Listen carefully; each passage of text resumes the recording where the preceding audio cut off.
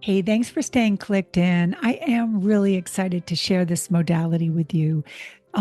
Life Colors came to me 22 years ago when I first started my own spiritual journey, and I loved all the different tests that you could take. I was also using these tools when I was managing people. So, whether this is for you or for someone else, maybe that you're working with, this is just another tool in your toolbox. And it also helps you do a self exploration. So, right out of the gate, you can do this two ways. In the description in this video is the link to take the test. Here's what it looks like right there. Okay. You can take the test prior to, or you can take the test at the very end. And then the whole way through, maybe you can kind of try to figure out what color you think you are and then take the test to confirm it. That is truly up to you. Both will work. But join me today as we explore each of the colors. I'm not going to go deep into them, I'm going to introduce you to them. And I'm just going to do a brief explanation of each of the colors to kind of open up the door for you. And you can get a sense of what this work is truly about. Now, I will remind you, this is a pretty thick book. We're not going to go that deep. I'm going to do the introduction to it. We're going to start with red. So stay watching. We're going to go through each of the colors and then we'll close this video with teaching you how to look at your aura. I hope you enjoy this. I really enjoyed creating it for you. Enjoy. So let's start with the basic understanding of what an aura actually is. It is a distinctive atmosphere or quality that seems to surround us. And it doesn't just have to be people. It could be a thing or even a place. It's regarded as the essential part of the individual.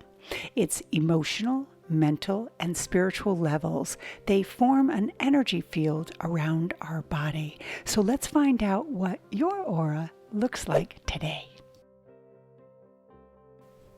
Let's start with the red aura.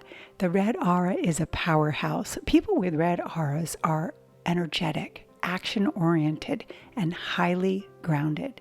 They often are physically active, passionate, and love being in the moment. However, they can also be quick-tempered and impulsive. Red auras are strong, determined, and practical. If you have a red aura, you're likely to be someone who goes after what they want and doesn't shy away from hard work. The orange auras. Orange auras reflect creativity and adventure. If you have an orange in your aura, you seek new experiences all the time. You love to challenge yourself and you're not afraid to take risk. You thrive on excitement and personal growth. Orange personalities are the free spirits in the world who enjoy taking on challenges that push their boundaries. On the downside, sometimes you might need a little help with sticking to your routines or staying in a long-term committed anything. The magentas. Magentas are the nonconformist and hard to find on the planet. They're usually seen as the bizarre loners. They do not like to follow society's rules, and they're known for being the individualistic thinkers. Magentas are extremely intelligent, innovative, and creative. These are the inventors in your community. If a magenta is out of power, it can feel a little despondent or maybe even isolated and lonely. They love to live in crowded cities, so they don't stand out, but they have the freedom to speak as they wish. The yellow auras. These are the people who are joyful, playful, and even optimistic in every group.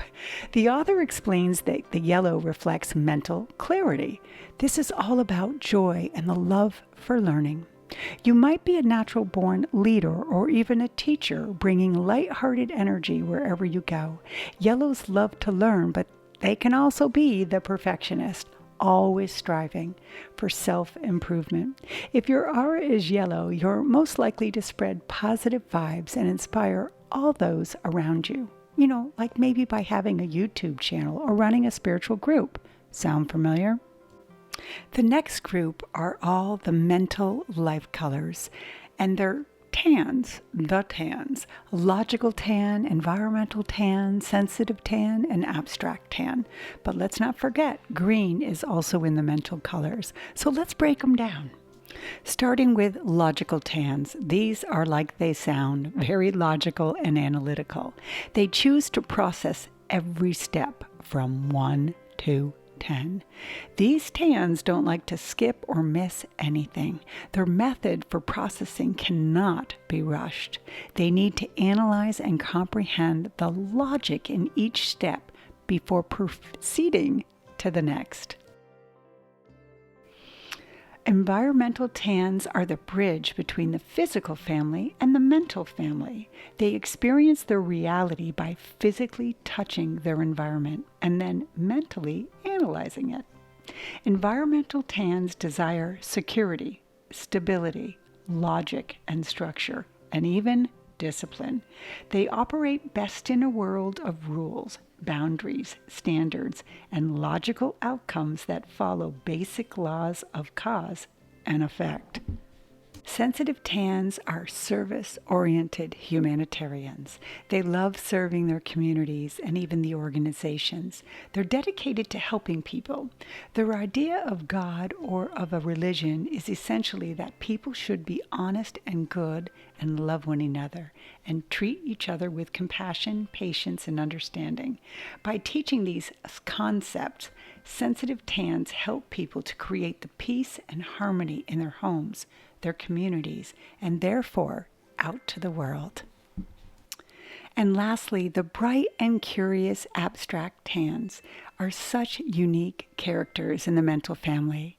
They are the most childlike of all the tans. They are open, friendly, and outgoing. They have incredible optimistic personalities. Though they frequently have high energy, it's also usually scattered. Although they see all the details and the steps that need to be handled, they do not like to proceed them in any type of order or fashion. They have a random thought process. So when they're proceeding through a steps, like trying to go one step at a time, they attempt to work all the steps simultaneously. They don't see a sense of any step as a priority. The first step is just another piece in the project, as it is the last one. And the green auras, these are the last of the mental colors. You're probably a natural-born healer if you have a green aura. Greens are deeply connected to nature, and they love the healing energy. These individuals are typically nurturing, very patient, and are excellent at creating balance. Greens often find themselves in careers like teaching, healing, or environmental work. Their challenge is that sometimes they can be overextended and always helping others over self. I'm sure we all know a few greens. The blue auras. Blue people are very sensitive and intuitive and deeply connected to their emotional and spiritual selves. This is why they start the emotional colors in this beautiful work. Blues are compassionate and often take on the role of a caregiver. You're likely to be a great listener if you have a blue in your aura, and someone who values the truth and even honesty. Blues are usually drawn to the creative or spiritual pursuits, but they need to watch out for becoming a little overly emotional or maybe even too sensitive. The violet auras. The violet are similar to purple, but they reflect a more refined spiritual awareness. Those with violet auras are often highly evolved souls, very intuitive, solid, and even have psychic abilities. Violets are on a spiritual journey, seeking higher levels of consciousness and even enlightenment. They are often drawn to the roles that allow them to serve humanity on the largest scale. The beautiful purple lavender auras. Lavender auras are associated with everything spirituality. They represent the visionaries and the dreamer. If you are a purple or a lavender, you're likely intuitive, psychic, or certainly spiritually connected. You see the bigger picture and love exploring the mysteries of the universe. Purple personalities are imaginative and forward thinking, often drawn to the arts, metaphysics, and leadership roles that require vision and certainly creativity. Next up, we have the white or crystal auras. These are rare to find and even harder to see. White and crystal auras are pure. They're clear and clean energy. White aura symbolizes the deep connection to the divine and purity and wisdom. Crystal and white auras reflect a highly adaptable person and often are seen or serve as a mirror to others. White auras have a unique gift for healing and bringing light into the world. Lastly, in the emotional colors, we have indigo. In the book, she says that indigos are the most recent to arrive on the planet. I think there's a change there. Indigos are here to live as examples of the new awareness. Indigos are very honest, certainly aware, highly intuitive, psychic, and most certainly interdependent. They're also known to be creative, very headstrong, passionate. They question nature, they're free thinking, and their insight into the human condition is like no others. I have not necessarily experienced an indigo being patient. Let's learn more about the colors. Another aspect that I would like to share regarding this work today is that you can also have what's called a red overlay. Now, this is interesting. A red overlay is not a life color. To me, it's like the onus of being in a physical body. Let's say you have bouts of rage or anger, or you always feel the struggle. You're always in conflict. Maybe you've had childhood trauma, abandonment issues, physical or even mental abuse. If you've had that in your life and it shows up in your aura in these intense feelings, then most likely you have a red overlay. And there's a whole chapter in the book that helps you define it for yourself. But again, today, it's just an intro, so let's move on. Some of the most common questions you're probably already asking yourself is, well, what happens if I'm two colors? And can my colors change? Absolutely, to both. So there is a whole bunch of chapters that talk about combination of colors, and there's 11 different types of combinations that you can have in this system. So the other question is, can my aura change? Years ago when I lost my daughter, I went and had my aura photographed, and here's the picture. Perhaps you'll notice or see my daughter standing behind me. Well, years later I did the same test, completely different color. So yes, your aura can change. So don't forget to take the test, find out your color, whether you did it before or after. And thank you so much. We're going to move on now to the bonus, which is learning how to read auras in 3 simple steps. This part is so much fun, so stay watching. Okay, first step is to stand in front of a white background. Now here, for the person who's looking for someone's aura, you absolutely need to relax your eyes. It might take you a while too. You're looking for a soft gaze. And the way I usually do this is I look kind of beyond the object, and I also need to relax my mind. So relaxing your mind is an absolutely part of seeing someone's aura.